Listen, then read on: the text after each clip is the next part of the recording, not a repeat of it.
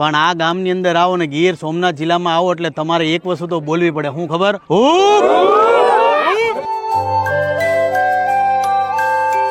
આ સોલંકી બેન જ્યોતિએ જ્યોતિ સોલંકી આ મારું સ્કેચ બનાવ્યું છે.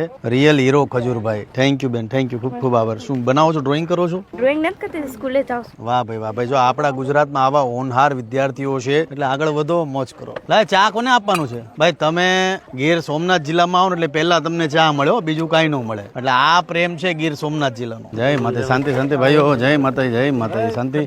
કાલે રાત્રે કામની શરૂઆત કરી હતી. જેસીબી નું કામ લેટ નાઇટ સુધી ચાલ્યું અને સવારે આ કામની શરૂઆત થઈ ગઈ છે. આ ઘર છે, તમને થોડુંક બેકગ્રાઉન્ડમાં બતાવું કે અમે ક્યાં સુધી કામ કરવાના છે. આ પહેલા આ જે ઘર છે આ જગ્યા પર હતું, પણ અમે તોડાવી અને એનું લોકેશન ચેન્જ કરીને આ જગ્યા પર લાવ્યા છીએ. તો આ રૂમ છે અને આ જગ્યા પર ટોયલેટ અને બાથરૂમ છે. એટલે હું હવે અત્યારે લાગી જાઉં કામે.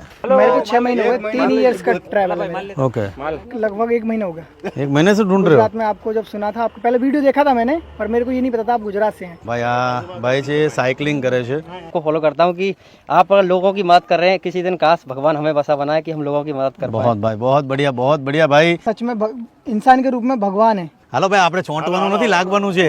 બધા ચોંટી ગયા. બોલો ભાઈ, લાગી જઈએ કામે. હવે આનો વજન હેવી છો.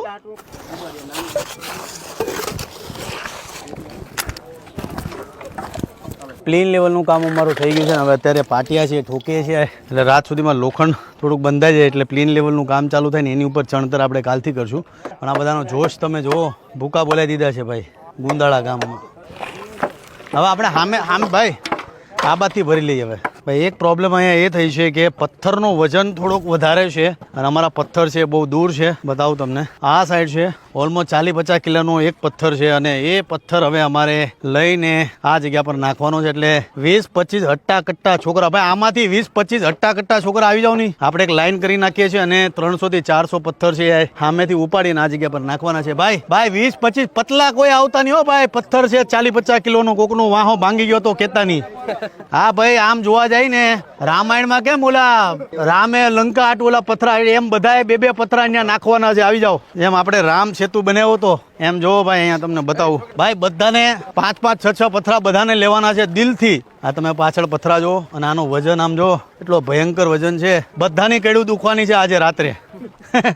રાતે બધાના વાં ભાંગી જવાના છે કેમ કે ભયંકર વજન છે, ભયંકર. ભાઈ બધાને, મહેશ દાદા આવો, એક પથ્થર તમે ઉપાડો. પછી મને ઉપાડવા કોણ આવશે યાર?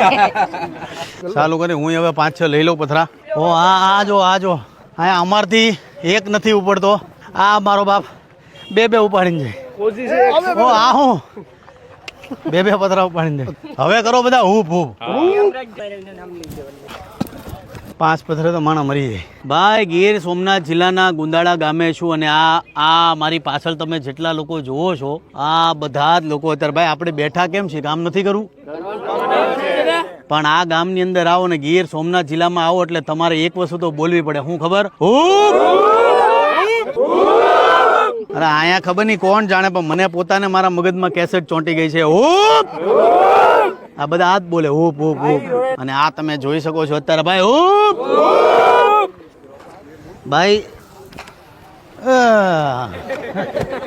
ભાઈ આજનો દિવસ પૂરો થતા ઘણું ખરું કામ કર્યું છે. આજે સવારે કેશોદમાં ગયો તો, અમારું જે ખજૂરભાઈનું સિંગતેલ છે એને પ્રમોટ કરવા માટે અમારું જે એક આઉટલેટ છે ત્યાં ગયો તો અને પછી ત્યાંથી સીધો મઢડા ગયો, સોનલમાના દર્શન કર્યા અને પાછો ફિલ્ડ પર આવ્યો છું. ફિલ્ડ પર કામ પતાવ્યું. આજે ઘણું ખરું કામ કર્યું છે. અહીંયાથી સીધો જઈશ પાછો અમરેલી, જે અમારા કાવેરી ગોલ્ડના માલિક છે નાસિરભાઈ, એમની ત્યાં આજે મેરેજ છે એટલે ત્યાં જઈશ અને ત્યાંથી પાછો ફિલ્ડ પર આવીશ રાતે. એટલે શિડ્યુલ મારું બહુ આજનું હેક્ટિક હતું, કામ બહુ કરી. મોટો પ્રશ્ન એ થઈ ગયો કે રેતી બધે ઘૂસી ગઈ છે, ભયંકર છે. પણ આજ માટે આટલું છે.